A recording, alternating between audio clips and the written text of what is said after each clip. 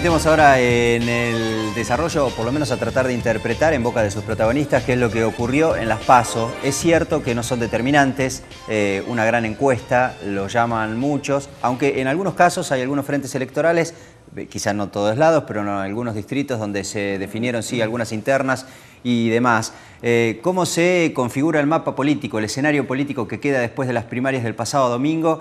A nosotros particularmente nos interesa, claro, en la provincia de Buenos Aires. La irrupción del Frente Renovador con una victoria contundente. Vamos a preguntarle a nuestros invitados si esperaban esa diferencia o tal vez un poco menos, pero bueno, ha hablado la presidenta hoy, este mediodía, por primera vez luego de la derrota, con alguna dedicatoria, aunque sin mencionar la figura del intendente de Tigre, Sergio Massa, el gran ganador de las elecciones del domingo pasado. Pero claro, Sergio Massa encabezaba la lista de candidatos a diputados nacionales por el Frente Renovador, que la integraban, entre otros, en la provincia de Buenos Aires, a la cabeza de la seccional, en la octava, un experimentado hombre de la política, un técnico en materia económica, con quien hablamos ya en alguna oportunidad y que tiene la gentileza de volver al lado P para hablar esta vez de los resultados del pasado domingo y en todo caso de cuáles son las expectativas del Frente Renovador para las que valen,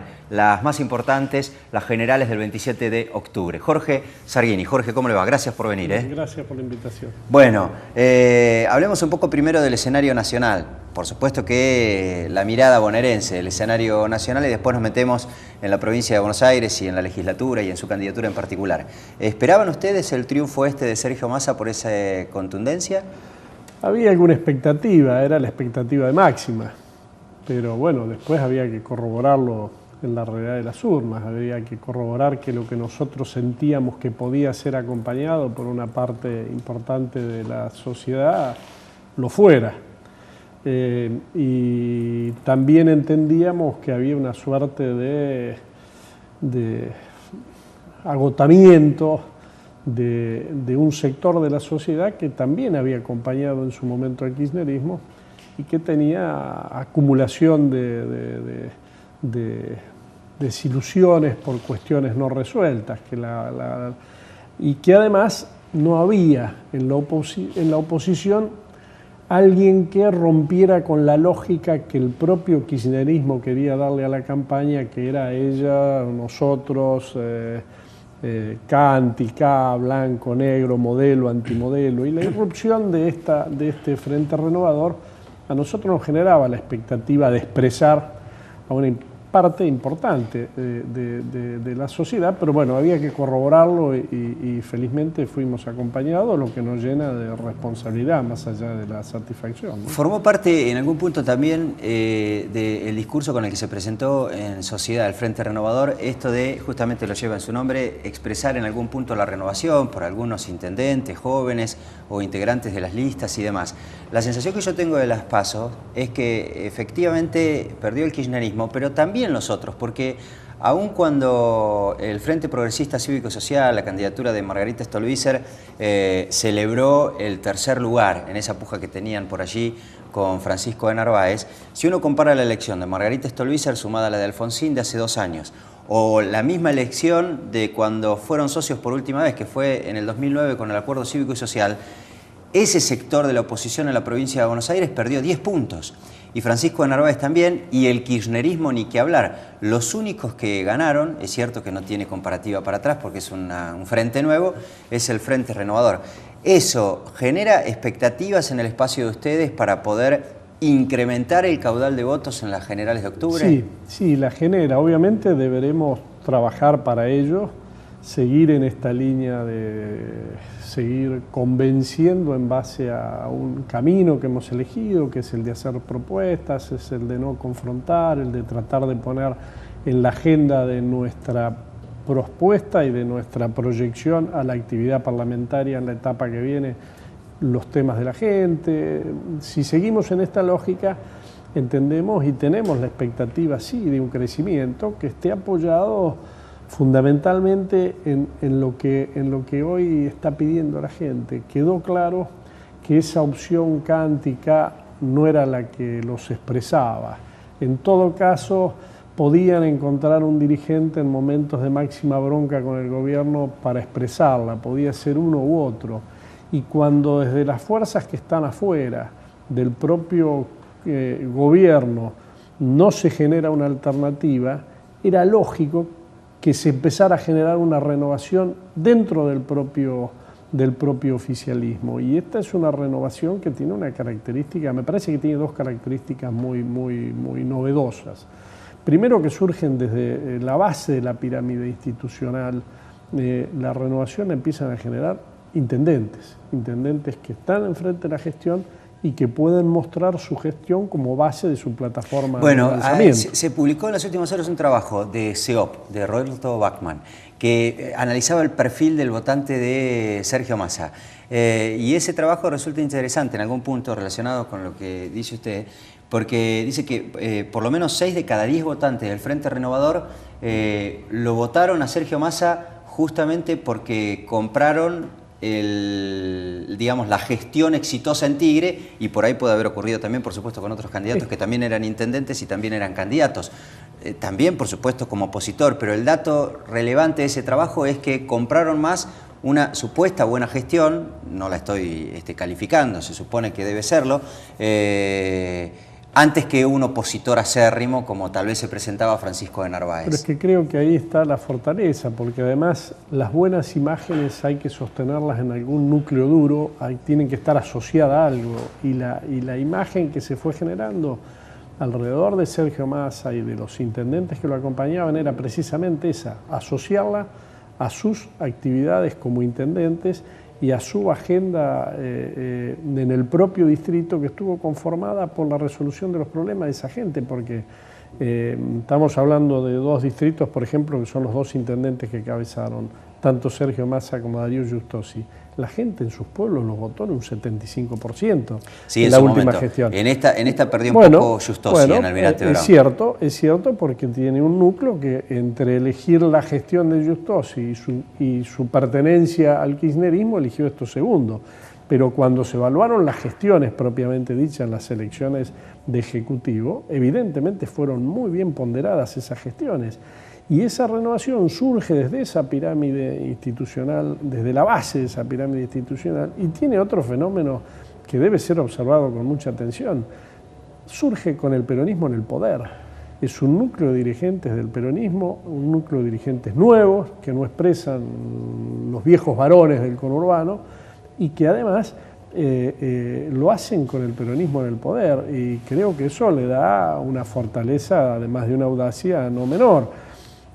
Creo que estas son las dos características que agenda y desde dónde se genera que la irrupción en el escenario sacude tanto al oficialismo como a una oposición que solo había hasta ahora mostrado la voluntad de marcar diferencias pero no apoyarse en una propuesta, y la gente creo que cada vez va a poner más la lupa, y está muy bien que esto suceda en el comportamiento que tengamos los dirigentes y quienes hoy nos estamos proponiendo para lo que viene y nos estamos comprometiendo a hacer ciertas cosas. Si queremos tener ese futuro que algunos nos auguran, vamos a tener que cumplir con lo que prometemos, porque si no, nadie tiene el voto atado. Exactamente, hablando de cumplir con lo que prometemos, es arriesgada una elección parlamentaria, porque claro, va a ocurrir que puede ocurrir que el kirchnerismo se quede con mayoría, aunque no sea una mayoría especial. Por lo menos los cálculos proyectados de las elecciones primarias hablan de un kirchnerismo con 130 bancas más o menos en el Congreso de la Nación. Y en ese caso, a todas aquellas fuerzas opositoras que dijeron, bueno, yo desde el Congreso voy a cambiar esto, voy a aportar por esto, puede ocurrir que después finalmente no tengan la fuerza necesaria o no haya consenso entre el resto de la oposición y naufrague todo ese tipo de proyectos que han anunciado. Y eso no sería en algún punto casi como faltar a un compromiso por falta de número. Bueno, hay que ver cómo se maneja esto. Es cierto que esto tiene dos aristas, digamos. Una de ellas es que uno no puede prometer en una elección parlamentaria resolver cosas que no se resuelven desde el Parlamento. Uno no puede desde una elección parlamentaria decir voy a cambiar el rumbo de las relaciones exteriores, porque la verdad la maneja el gobierno nacional y va a seguir gobernando Cristina Fernández de Kirchner 2 años más. Uno no puede decir voy a cambiar la política macroeconómica en su integridad, porque la política macroeconómica ahora es mucho lo que se puede cambiar en el Congreso y ahí sí hay que hacer las propuestas y por eso casi cada una de nuestras propuestas termina siendo un proyecto de ley. Impuesto a las ganancias para las pymes, impuesto a las ganancias para los trabajadores, recuperación del fondo del conurbano. Es como, digamos, el compromiso asumido en la campaña no es que se termina, pero se consolida con la presentación y la defensa de esos proyectos. Y son compromisos legislativos, de digo lo que esto se puede cambiar. Sí, digo esto porque en toda campaña siempre quedan algunas heridas, incluso entre la oposición y demás, y después hay que generar consenso también con la oposición para buscar números en algunas cuestiones. Primero, proponer lo que desde el Congreso se puede hacer y no proponer cosas que habrá que discutir dentro de 2 años cuando se discutan los ejecutivos. Segundo, bueno, evidentemente es el pueblo el que determina si el número después legislativo da para que esas propuestas puedan ser discutidas o no. Tercero, la voluntad de consenso. Cuando uno llega al Congreso, no llega para esperar la próxima elección. Tiene que trabajar y trabajar muchas horas para buscar consenso detrás de esos proyectos de leyes. Y nosotros somos de los que creemos que ese reclamo de unidad que a veces se pide antes de las elecciones para decir únanse para ver si les ganan, no sirve. La unidad sí hay que buscarla y el consenso sí hay que buscarlo detrás de los proyectos concretos y el ámbito natural para eso es la legislatura. Yo creo ciertamente que es muy optimista la proyección que dice que el gobierno va a poder seguir sosteniendo en los distintos niveles los cuerpos legislativos casi como escribanías de sus propios ejecutivos. A mí me parece que viene una etapa distinta. Yo soy muy optimista que esto va a ser claramente entendido. Estas primarias solo fueron para resolver, en algunos casos, cuestiones internas, solo fueron para ir marcando un rumbo. La elección de octubre yo creo que va a cambiar la composición del Congreso, de la legislatura de la provincia. Y bueno, ahí sí, a trabajar sobre los proyectos que se han prometido y a buscar consensos detrás de esos proyectos, para poder cumplir, porque si no se cumple, después hay que explicar, y el que explica generalmente pierde. Zarghini, usted ha sido funcionario nacional, ha sido ministro de Economía, ha sido funcionario en la cartera económica de la Nación también, y es un hombre que viene del peronismo, de manera que en el peronismo lo deben conocer todos a usted, y usted a muchos de quienes están hoy por hoy gobernando algunos distritos, incluso intendentes peronistas que hoy por hoy están enrolados en el Frente para la Victoria. Y una de las derivaciones que tuvo los resultados de las primarias es que hay cierto temor en el Frente para la Victoria de que algunos intendentes den un salto. ¿Usted ve posible esa situación? Este proceso de renovación viene en serio. Y si viene en serio, viene a cambiar viejas prácticas. Lo que sí probablemente suceda es que muchos, para salvar su propia ropa, muchos intendentes, corten la boleta. Con esto que estoy diciendo, ante el inexorable acompañamiento de sus pueblos, de la propuesta de Massa, traten de salvar sus propias listas cortando la boleta. Lo que más le interesa es tener un consejo deliberante que le permita gestionar como quiere. Pero no hay que confundir esta actitud en defensa propia de los intendentes con que sean acuerdos en donde después todo pasa a ser lo mismo y volvemos a sentarnos todos en la misma mesa, porque usted lo decía, nos conocemos bastante, sí, yo los conozco y me conocen. Ahora, yo puedo asegurar que muchísimos de los que conocí son los mismos, pero son otros. Después que pasó el kirchnerismo con una forma de construir y ejercer poder, a muchos que yo conocí que defendían los intereses de sus distritos, que defendían los intereses de sus votantes, los dejaron de lado más de una vez solo por ir a aplaudir a los discursos de la presidenta. Son otros. Sí, no lo tome a mal, porque usted es un hombre del peronismo, no quiero que lo tome como una ofensa, pero el peronismo generalmente hace eso y automáticamente después se acomodan detrás del ganador. Sí, hasta nosotros decimos que los perdedores tienen una gran velocidad para acudir en auxilio de los ganadores, pero los procesos de renovación no son procesos limpitos en donde uno dice de acá quedaron los malos, de acá los buenos. Los procesos de renovación vienen por quienes conducen y hacia dónde va la nueva conducción.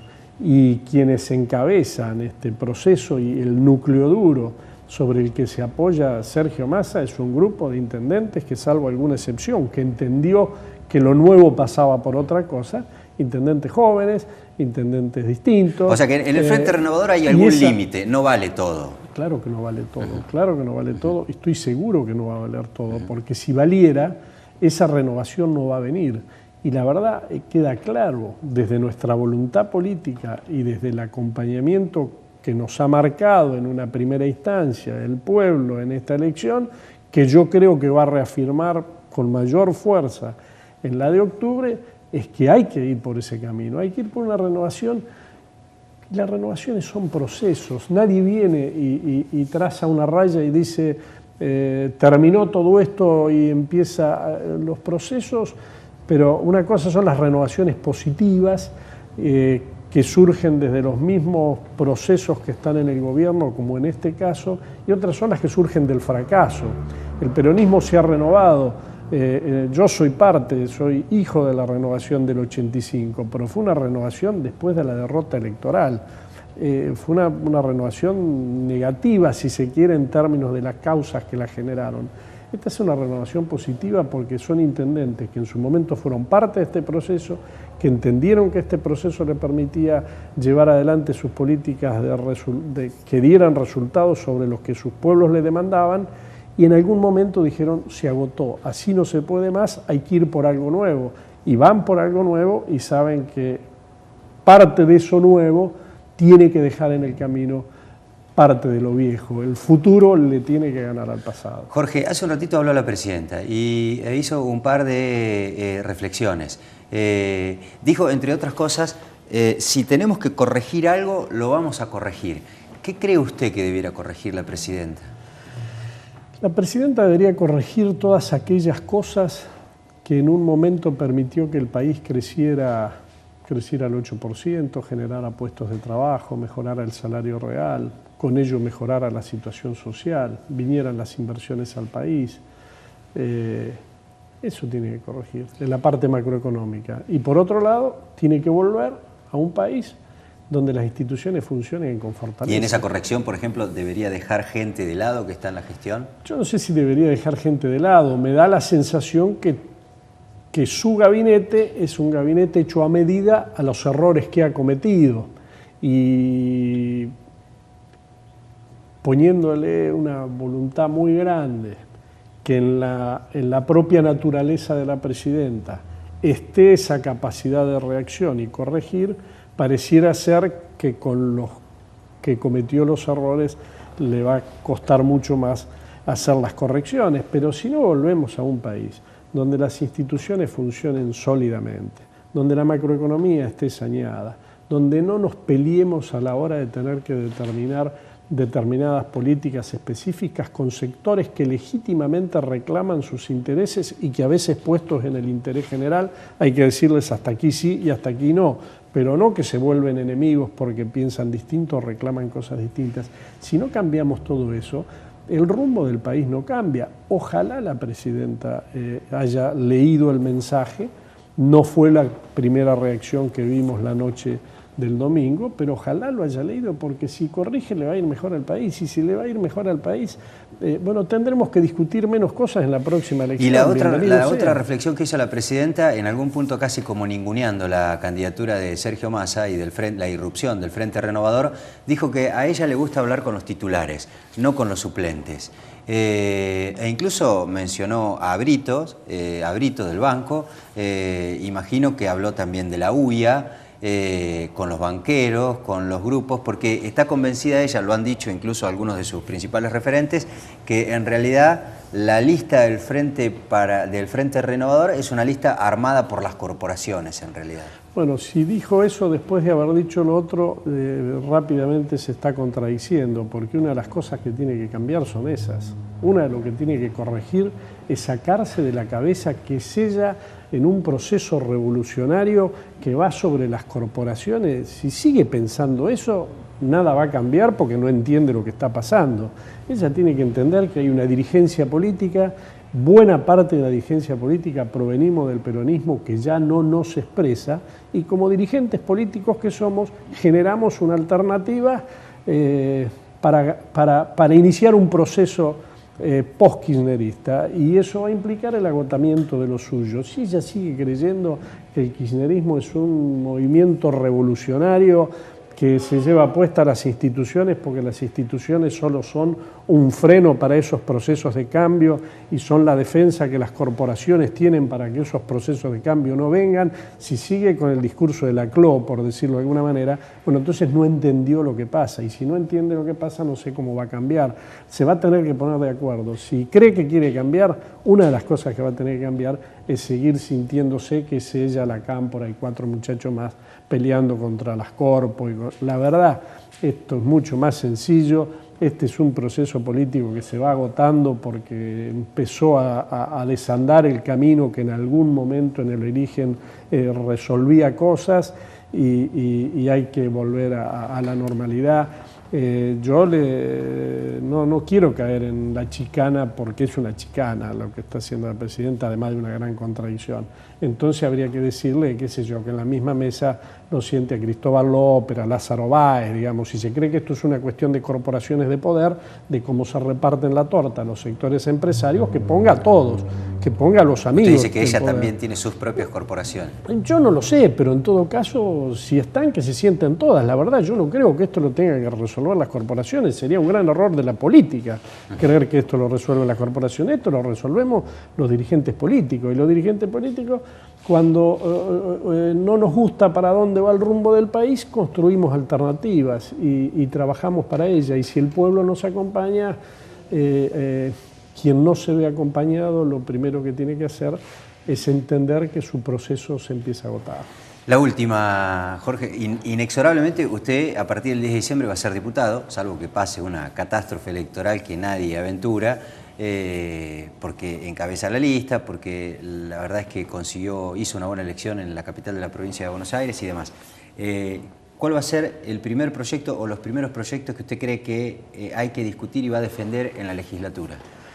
Yo el primero que quisiera discutir es el presupuesto 2014 en la provincia de Buenos Aires. Y justito, porque lo van a estar mandando. Espero no cometan la picardía de querer discutirlo a las apuradas, porque después lo paga todo el pueblo de la provincia de Buenos Aires. Empezar por los empleados públicos, los empresarios, los productores, los que invierten. Antes del recambio, dice usted, suelen hacerlo.